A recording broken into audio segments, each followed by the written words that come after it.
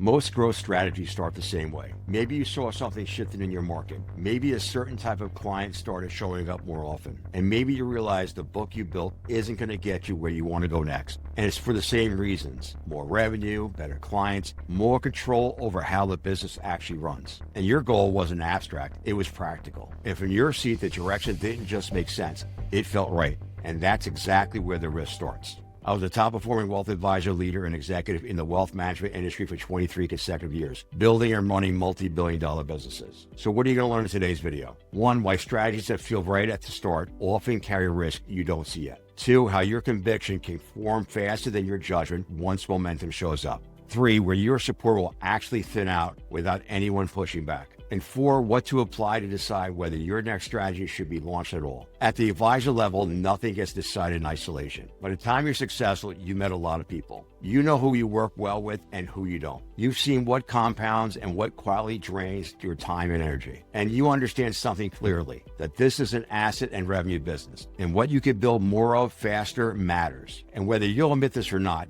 this is a copycat industry. Most growth ideas aren't invented, they're refined. You'll look around, you'll notice what's working, you'll see trends, and you'll feel that quiet pressure not to miss the next run. So benefits you, it forms naturally, not recklessly and not emotionally, but from your own experience. And because you'll never make the directional change often, failure to you usually is part of the picture. And that's not out of arrogance, but because past judgment hasn't been punished. And to you, it doesn't feel like a bet. It feels like a continuation of your success. And this is usually where you believe your thinking is done, that your strategy makes sense, that the upside is visible and nothing about it feels extreme. And because you're used to operating under pressure, that internal clarity starts feeling like due diligence. But this is where your experience can quietly work against you. Because when you've been successful for a long time, you trust your internal compass, not because it's wrong, but because it hasn't been challenged recently. Because you've made good calls before. You've adjusted on the fly. You carried things when others couldn't. So when a direction feels right, your judgment shifts from whether it should work to how fast you can get it moving. And that's the moment your evaluation slows. Not because you're careless, but because nothing in your recent experience tells you to slow down.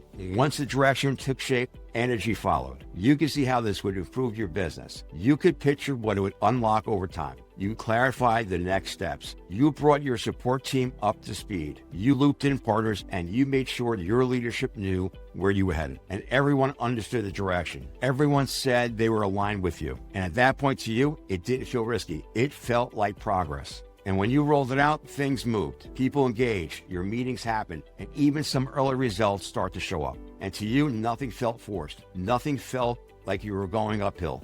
And this is where another subtle shift happens, because momentum shows up and evaluation stops completely. Because once traction starts to appear, most times you'll stop asking, is this actually built to hold? And you'll start assuming it is. But over time, something changes. The people who are engaged early are still supportive, but they need more reminders of why this matters. Your support teams, they start shifting attention to whatever is loudest that week. Your partners, they quietly default back to their own priorities. And even if you're dependent on your own clients to open doors or making introductions, that starts to slow too. Nothing fails, no one resists, but the strategy stops pulling decisions towards it on its own. And eventually you feel it. Not as a crisis, but as a question. Do I keep pushing this or do I pull out? And that question to you feels like a problem, but it isn't. But when I look at strategy, I don't decide after the fact. The way I look at strategy and the way I want you to start looking at strategy is that you cannot start by asking whether the idea was good. You need to ask whether belief was concentrated in just one seat. And from your seat, that benefit was real for a reason.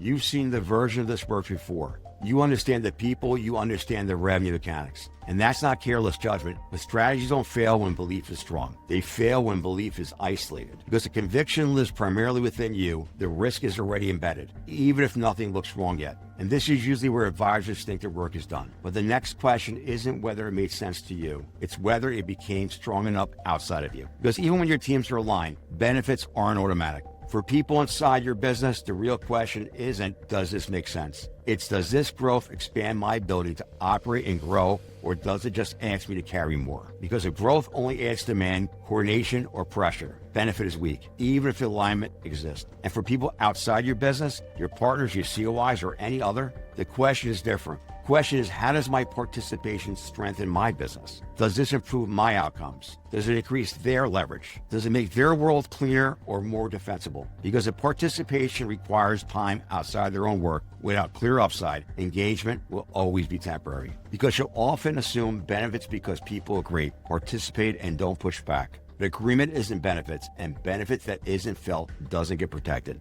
And even when benefits seem clear, there's still another test that most advisors will skip. It's whether the strategy actually can be carried week after week by people other than you. Because support isn't about willingness, it's about capacity. Who has to carry this once it's live?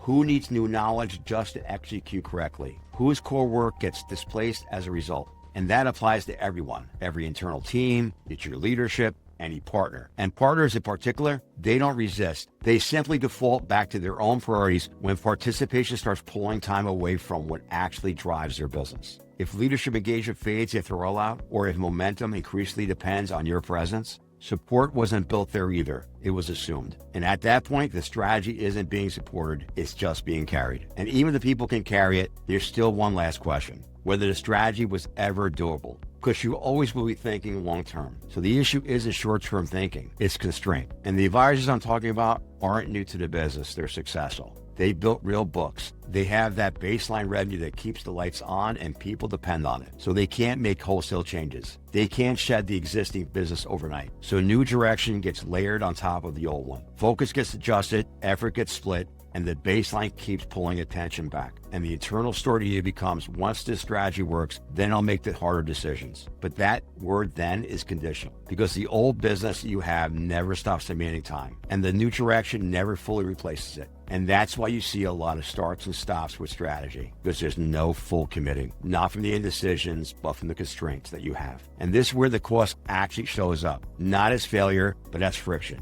Because that time you allocate to these strategies become more expensive. You find yourself explaining more, reinforcing more, following up more just to keep things moving. And the time that could go to your clients starts to go to coordination. And that time is compounded, and it's just used to maintain momentum. And then your credibility thins quietly, not reputational damage, but people become slower to reallocating their time again. They don't resist, they'll just wait. And that's learned skepticism. And then next comes optionality loss. After a few starts and stops, future moves get smaller. You avoid bold redesigns and you preserve flexibility instead of building conviction. Not because you lack confidence, because you learn what being wrong costs. And that will create decision drag on you, because your conviction needs more validation. Timing gets second guessed, and speed, which is leverage, is slow. And finally, everything concentrates. And most of the business flows back through you, not because you want control, but because others hedge their time.